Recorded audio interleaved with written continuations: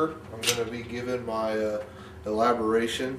The first one I sent you, that narrative, I switched it up. I changed it to a PowerPoint. It's still about psychology and football. And so yeah, here we go. Uh,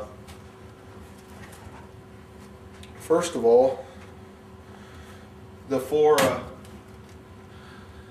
psychological concepts I'm going to talk about today are the learning curve, modeling, task analysis, and assessment. These are four things. Helping out coaching football for the last few years.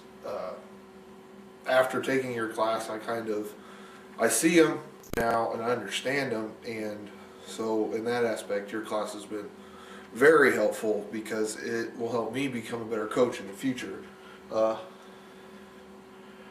First off, we'll talk about the learning curve. Now, football really is all about repetition, rehearsal, and then once you get to the game, it's all about executing the stuff you did all week and through practice and stuff.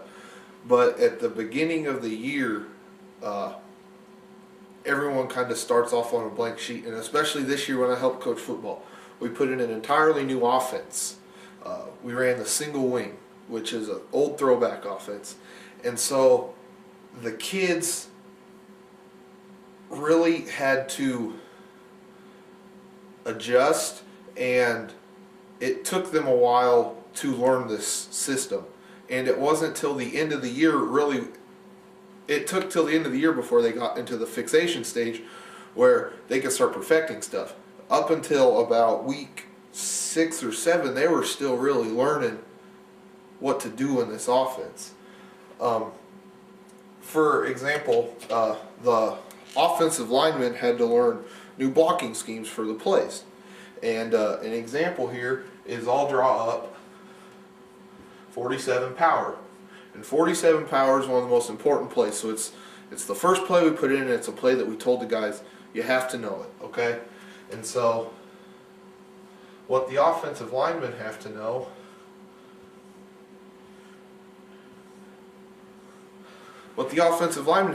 okay, 47 power. They don't know what that is. They've never been around it.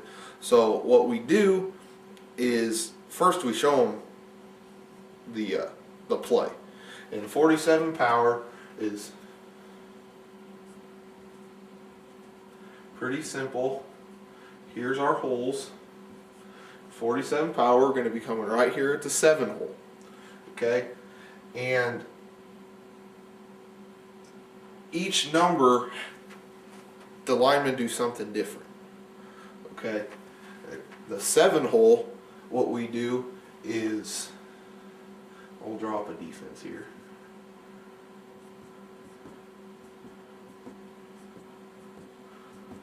What we do on for the 7 hole is we're going to double team here. We are going to trap block this guy, kick him out. This guy's going to go to a linebacker. He's going to get this guy. This kid here, our blocking back's going to lead through the hole. Then this lineman back here also is going to lead through the hole. Now, it's the kids, once we ran it a dozen times, they started to understand it. But, you know, it took them a while. And so their learning curve wasn't very steep. Some of them picked up on it quicker than others, as all kids do. But for the majority, it was a very slow process of them starting to make that trek up. Next thing we're going to talk about is modeling. Okay, putting in a brand new offense, in an offense that none of the coaching staff was familiar with. We didn't have we really didn't have any true models for kids to, you watch this on tape and do it, like, you know, a typical model is. But what we can do in football is there's things that never change. we always trap blocked, we always pulled, we always double teamed. So kids already knew how to do that.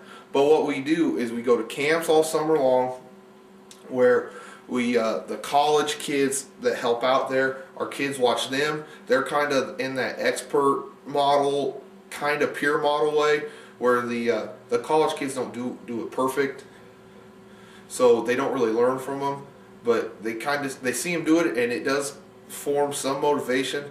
But the thing I like about the summer camps is the kids from all the other schools, those are the best peer models, because there are some very good offensive linemen in high school that are at these camps. Well, our kids watch them, see them do it, and it lets them know they can do it.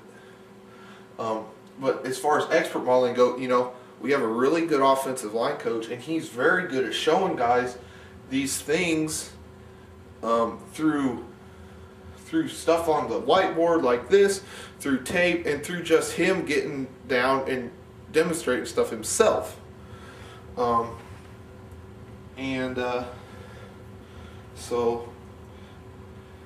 Another thing is task analysis. Okay. Well, the biggest place you use task analysis in football, outside of your own place, is developing game plans. The task at hand in football is to win your game on Friday. That's the goal. That's the goal every week. So what we do is coaches and players meet in this room, actually where I'm taping this right now, and we watch tape. And we go over the opposing team's strengths and weaknesses. And the coaches make scouting reports which show play tendencies, and if they're in this formation, what plays do they like to run? And we really break it down into specific things. And the first thing on Monday that the offensive lineman will do is we'll set up the defense that we're going to face on Friday, and we run every blocking scheme, just walking through it so the kids know where they're going. So we really break it down into small parts, starting with that. And then the coaches themselves, they watch tape. My dad's the offensive coordinator. He watches tape on the opposing defense to figure out what plays are going to work. Do we need to put in anything new? And we work on that throughout the week. And eventually, the kids here work hard at it. And so that's why we've been decent the last few years, is because they really do put in time and effort. And that's the most important thing when it comes to football. You got to put in time and effort. But they do such a good job of preparing and breaking down the task at hand that we put ourselves in very good position to win on Friday. And that comes to the final point of assessment. In football, you're really the only assessment you have is if you win or lose. I mean, that's your test. As our offensive line coach said when I was in high school, you do your homework throughout the week, and we give you a test every Friday. Are you going to pass or fail? Through the week and using task analysis and breaking stuff down and preparing the players, the fans and stuff know on Fridays who's prepared better. And usually whoever's been prepared better and whoever executes the game plan better is probably going to win. And so task analysis and assessment in football kind of just work hand in hand. And they're probably two of the more important things that have to do with football as far as educational psychology goes, in my opinion. And that's why I'm so glad I took this class, because it helped me understand that, and it's just going to help me out so much next fall when I help my dad out again, because I'm going to understand things better. I'm going to understand how the kids tick a little more, and that's going to help them out more, because I really care about them and I want them to be successful. And so I'm just really glad I took the class for this. So yeah, this is my elaboration. If you got any questions, just shoot me an email and I'll gladly answer them.